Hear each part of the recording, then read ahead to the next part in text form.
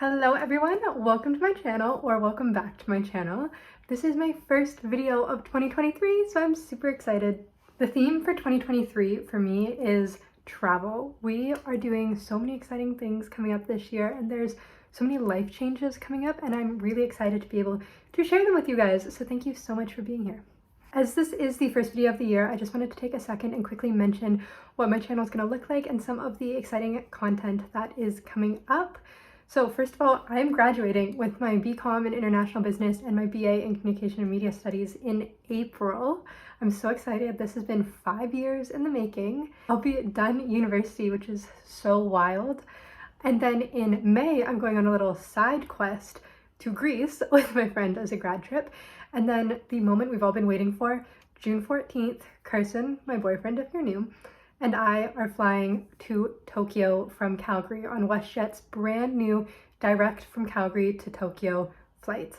And that will mark our permanent departure from Canada, at least for the time being. We will spend about a week or 2 weeks in Japan, and then we will head off to Southeast Asia, most likely Bangkok, and we will spend the next year and a half maybe traveling through Asia. So we are super excited to bring you along for all that entails. I'm going to be really trying to post once a week and bring you along with me as we prepare for this process, because I really want to get feedback from anyone who watches these videos as well, and see if there's anything that we're missing or any tips you have for us so that this process feels like we're going on this trip together. And I'm just so excited.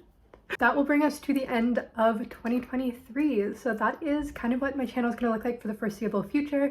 And now that that's out of the way, we will get on with today's video. In the spirit of international travel and the new year, and hopefully travel becoming more accessible as we kind of maneuver through the pandemic and whatever the future looks like for us, I wanted to post a video about tips and tricks that I've learned for overnight flights. I've done a lot of flying recently, so I hope that some of these are useful for you. Please let me know anything that I miss down below in the comments, or any tips or contributions you have for everyone else. I just really want my channel to be a safe space for all types of people to come and share in the travel environment. I don't know. So I've broken the list up into 5 different categories. The first I've called sleep/cozy. Overnight flights, or long flights in general, tend to be a little uncomfortable because you're cramped in that tiny space, especially if you're on a pretty strict budget like I am. We always fly economy, so we're definitely never in a very comfortable environment. That being said, it's possible to sleep on the plane. I have no problem sleeping. I fall asleep in any environment immediately. I'm super blessed. Carson, on the other hand, will not fall asleep even in his bed. It takes him hours to fall asleep, which is why you can know that this recommendation is a very, very good one. The Manta sleep mask, I'll put a picture right here. It was recommended to him by a colleague when he used to work night shifts and he'd have to sleep during the day. This mask blocks out all light, and it's also raised on the inside so that you can blink your eyes and your eyelashes won't touch the top of the mask, and it's padded around the eyes so it doesn't really leave that bad of a mark. He loves this thing, so I wanted to pass along the recommendation because it's really changed his sleeping game. It'll be so comfortable on the plane to really make sure you're making the environment as comfortable as you can. Next, I hate travel pillows. Don't get travel pillows, at least in my opinion, because we pack super light, we pack in only carry-on, and I just think they're such a waste of space. You should be dressing comfy for the plane anyways, and so I am a huge fan of just balling up your sweater and putting it behind your head to use as a pillow. Avoid neck pillows at all costs. Along those lines, you can bring a pillowcase. This was something that I learned about actually on YouTube. I read it in the comment section of a video. This user, whose name I can't remember, so I'm really, really sorry, but credit to them, said that they bring just a pillowcase and they put their sweaters and any other comfy items that they have inside the pillowcase to make it a little bit more pillow-like. And then when you're done, you can use the pillowcase to store things in your bag as well, like your jackets, or use it as a packing cube. So I thought that was a really great tip. You should be dressing in comfy clothes for the plane, especially on overnight flights. I avoid things like jeans, especially because, like I've been saying, it's already an uncomfortable environment. You want to be as comfy as you possibly can. So I recommend sweatpants or leggings. If you're packing light like we are, we don't bring bulky sweatpants, so I always wear my leggings, and I always wear my biggest top, which is obviously a sweater or a hoodie, and then I tried to put a long sleeve or a t-shirt on underneath it because layers are essential. Dressing comfy will really help you fall asleep, and it'll make it so that when you're getting bloated from all the salty airplane food, your pants are not uncomfortable. Along those lines, fuzzy socks are a must. I like to take my shoes off when I'm sitting in my seat because I tend to like ball myself up into the seat while I'm trying to sleep. And it's really comfortable, but I obviously don't want to be barefoot on the plane because that's kind of gross. So I always bring fuzzy socks to keep my feet nice and warm. But remember, it's probably best to put your shoes back on when you walk in the aisles or when you go to the bathroom because the floors are kind of nasty. But if you're going to take your shoes off, definitely bring a nice pair of warm socks. Okay, next category is safety. There are only 2 recommendations in this category. I recommend bringing hand sanitizer just in general when you're traveling. I love the Bath & Body Works little sanitizers with the case. I strap the case to my fanny pack or my bag when I'm walking around, so I always have it because there are so many germs out there in the world, and there's honestly nothing worse than being sick when you're not in your home. So hand sanitizer is a must to keep yourself nice and clean. And then also wet wipes. I don't think the airlines are providing these anymore. When we first started flying again, right when it was allowed, they used to provide you with hand wipes to sanitize down your area when you got on the plane. They haven't been doing that on my recent flights, so I don't know if that's still a thing. But bring your own wet wipes and sanitize everything. The armrests around the window and the little screen. And sanitize your TV screen and your tray table, just anything you're going to be touching, because there are germs, and with the quick turnaround time of planes, I don't know how thoroughly they sanitize things. Next in the cleanliness realm, the next category is hygiene. So my skin gets so dry, especially coming from Alberta, and it's even worse on the planes. So my routine for the planes is to wear no makeup or minimal makeup, and if it's an overnight flight, I like to wash my face in the airport bathrooms. It's kind of like 2 terrible choices. You're washing your face in a public bathroom or a tiny airplane bathroom, and I just feel a lot more comfortable doing it in the airport bathroom. I wash my face, I put my moisturizer on, and then I'm ready for the flight. That's kind of a tough recommendation. I wanted to throw it in there, but the actual tip is to bring micellar water. I am a huge fan of micellar water. It's a great makeup remover, but I also find it refreshes my face really nicely, and I just feel so clean when I use it. It's super quick. You can put it on a cotton pad and just rub it on your face, even midway during the flight, and that way you don't actually need to get up to go to the bathroom either. All you need is maybe your phone camera to use as a mirror, and you can just quickly refresh and cleanse your skin. Teeth brushing. Maybe it's because my parents paid so much for my teeth to be straight and nice and look like this, but I like taking care of my teeth. So flossing and brushing your teeth or bringing mouthwash with you, I think is great in helping you feel clean too, but also making sure that you're not disrupting your routine just because you're on a plane. You can do this beforehand in the airport, or you can do this in the airplane bathroom after the dinner service has come through. Either way, I think it's really nice to help make you feel comfortable and a little bit more like you're at home. Travel-sized hairbrush. I am on the travel-sized hairbrush wave. I just recently found this travel-sized wet brush. I love wet brushes. I have really long hair and my scalp is really sensitive, so I'm really picky about my hairbrushes. I love the wet brushes, and this travel brush is going to be my favorite thing. I already know. But bringing a travel hairbrush with you is really nice to refresh yourself before you get off of the plane and keep your hair nice and detangled. I'm going to be recommending some hairstyles at the end of this video as well, so stay tuned for that. Okay, lip balm. Like I said, my skin just in general gets really dry in the plane, and when my lips are dry, I'm just in such a bad mood, and they crack, and then they're cracked for days, and you got that little cut in your lip. It's disgusting. Anyways, bringing some lip balm is essential in making sure that everything is moisturized. And then lastly is travel cream. In the beauty section at Walmart, they have travel size bottles of all of the creams that they have full size bottles of, or at least most of them. I just saw that the other day, so I wanted to mention it because I usually just transfer my creams into a travel container. But if you can buy a designated little travel sized version, I think that that's a great option.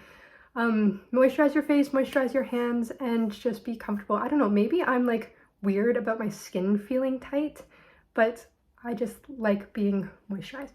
Next category is essentials. The first in this category is kind of a 2-parter: noise canceling headphones. Carson, I have AirPods. and I love my AirPods. They're not noise canceling, but for me, they do the trick. Like I said, I don't have an issue with like environments and being comfortable in the environments, whereas Carson is really sensitive to things like light and noise, especially when he's trying to sleep. He has the Samsung Galaxy Buds and his have noise canceling mode and he loves it, and it is really great at getting rid of that engine noise while he's reading on the plane. He's never had any success sleeping, so I can't help you there. But if you were really, really sensitive, my mom has silicone earplugs and those babies cancel everything out. I can hear the blood pumping in my ears when I wear them. I wore them when we went to a hostel one year to block out the sound of people snoring, and you can't hear anything, especially the earplugs with the mask. You'd feel like you're just like floating in space. It would be so trippy, but those are definitely a good fallback. I'll put a picture of what I'm talking about right here as well. Mint and gum. So this is like a 2-for-1. First of all, chewing gum keeps your breath nice and fresh, so that is a recommendation. But the second benefit of bringing gum with you is that it really helps make it so that your ears are not as affected by the pressure. That is a huge issue with me, so I highly recommend yawning or chewing gum as you're going up and down, or if you're feeling different changes in the pressure while you're flying. Okay, water bottle. I say this in almost every single video. I have a love-hate relationship with travel water bottles, but staying hydrated does wonders for how you're feeling. Airplanes are so dry, like I've been saying, and they only give you like tiny little glasses of juice and water and whatever they bring. So I would highly recommend bringing a water bottle empty through security and then filling it up in the airport. You can also ask the flight attendants to fill up your water bottle for you as well on the plane when it is empty. I just feel like it will be great having it there so that you're more motivated to drink and remember the fact that you are still needing to nourish your body.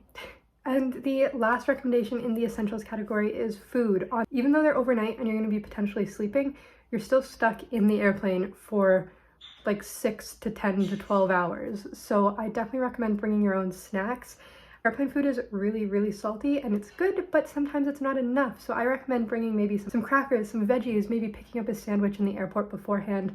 Just make sure that you are going to be comfortable on the plane, because it sucks when you're stuck and you're hungry. We have a personal story. When we flew from Croatia to Lyon, we chose not to get anything in the airport in Croatia because we thought the flight wasn't that long. We were connecting through Munich, and then we thought we'd have time in Munich to get some food. There was no food in Munich, there was no food on the plane, and there was no food when we landed in Lyon because it was nighttime. So we were grouchy and we were hungry and uncomfortable. So I just really wouldn't risk it, especially since overnight flights generally take you to a new country and you want to be there feeling like your best self. Some hairstyles for the plane for long hair. I've always had long hair, so that's all I know. First is what not to do. Low buns or ponytails will not work for the plane, especially if you're trying to sleep, because the hair tie will just be hitting the back of your head in your seat. I recommend either leaving your hair down. Pro of this, easy. Con of this is that it gets knotted. At least mine gets knotted really easy. So my favorite hairstyle for the plane is braids. 1 braid down the back, 2 French braids are my preferred option. Those are both really nice. The other one that I would slightly recommend, even though it contradicts my first point, is a claw clip. I like putting my hair in a claw clip because it gets it away from my face. You obviously can't sleep with it, so you have to take it out, but it's really easy to put in and out. So if you're not looking for something that requires braiding, or if you want to leave your hair down and you just want it out of your face a little bit, claw clips are the way to go. Other benefit of wearing your hair in a claw clip on the plane is that they're kind of delicate and also a little bulky, so you don't have to pack it in your bag if it's on your head. All right, entertainment is the last category before I give you some bag recommendations. So I'm gonna speed run through this because you've heard this a million times. Number 1, cards. Specifically waterproof playing cards are my new obsession. Put a picture right here. We got some for Christmas. They're basically indestructible. They won't get grimy like paper cards will. The only downside is that they're really slippery. Next, you're gonna need all of your electronics and the associated headphones. So I have AirPods, like I said, but I always bring corded headphones with the lightning adapter and the aux adapter for the plane in case there are TVs on the plane. So I have all of my bases covered. And then you're gonna wanna have all of your entertainment options downloaded on your phone already. This is like podcasts, Netflix, YouTube videos. You can download all of that beforehand. I have a permanently plane/downloaded playlist on Spotify just so I'm never caught slacking, and I always have a playlist with music downloaded. You will also need a pen. If you're traveling on an overnight flight, you're most likely going to another country, which means you're gonna need to clear customs. And when you clear customs, you need to fill out the forms with a pen. Nothing is really done on paper these days. I know all of us just bring our tablets and our electronics with us, so don't forget a pen because you will be needing it. Next is a book. I've been getting really into reading. I feel like reading has become a lot more popular in recent months. The only thing is that books are really bulky. If you're not going for a short time and you're bringing kind of one book, I highly recommend getting a Kindle or a Kobo. Carson brought his Kobo with us to Europe and he loved it. You can download an infinite number of books on there and it's just a really great pastime if you don't want to watch movies. Lastly, this one's kind of weird. I've been obsessed with solitaire games recently and you can get some really great apps that have like Klondike and Golf are my two favorite types, but this is endless entertainment and you can use it offline. It's so fun. I've been addicted recently, so I just wanted to mention it. Okay, and lastly, I wanted to give you some tips for your bags. Where you should keep all of these recommendations that I just gave you is in your personal item. Your personal item goes under the seat in front of you. And because this is a long flight, you want to be really picky with your bags because whatever goes under the seat is going to be taking up your leg space. If you're flying in economy like the rest of us on a budget, then you really want to savor that leg space. If you can pack strategically, then bulky backpacks are just not it. I recommend these bags instead. This is my collapsible backpack. You've seen it in all of my other packing videos if you've watched those, which you should. This bag went in my larger carry-on bag on days where when we were taking the train or when we were walking with our packs, but on days when we were flying, this became my personal item. This is what it looks like when it's unfolded. It has two water bottle pockets, a bunch of other little compartments, and then this big inside compartment. The only downside is that it doesn't have a padded laptop sleeve, but I just wrapped my laptop in my sweater. It's not that big of a deal. It does have a little laptop compartment though. This bag is pretty small. It can tuck right up along the side of the seat in front of you, and so it leaves you all of that leg room for you to stretch your legs out if you're going to try to sleep. The other space-saving option is a tote bag. This is not the one that I would recommend, but I don't own one of the good ones, but I'll put a picture of what I'm talking about right here. A tote bag, though, can fit all of the recommendations I just told you. You can get some with zippers and padded laptop sleeves, and even some that can stand upright, so they just sit upright flat in the seat underneath you, and they really save you a lot of space. The main tip that I can give you when it comes to personal items is don't overpack. I used to be obsessed with watching videos like this one when we'd be going on overnight flights and bringing a bunch of stuff that I'd never use. I'd bring like my art supplies, and I'd bring books, and I'd bring my iPad and my laptop and my phone and all this kind of stuff. I used to think that I'd become like my best self on the plane and I'd start doing all these things that I've been saying I was going to do that I never do at home. But what that boils down to is just a lot of clutter in your bag when you're in a very tight space. You want to be able to easily access anything that you might need, and while also maximizing the legroom in the seat in front of you. Don't forget to use the washroom and get up and stretch your legs in the aisle when you're on these long flights because you will really need it. Take the opportunity also when your seatmates get up to go do a little stretch like this in the seats. You're gonna look so stupid, but it's gonna feel so good. I love doing that. If you think of anything that I missed, please leave it in the comments down below. And like I said, I have some really exciting content coming up on my channel as we're getting ready for this trip. And I'm so excited that you're here with me for this journey. Please let me know what kind of content you want to see, and I'll see you in next week's video. Thank you so much for watching. Have a great day, and I'll see you later. Bye.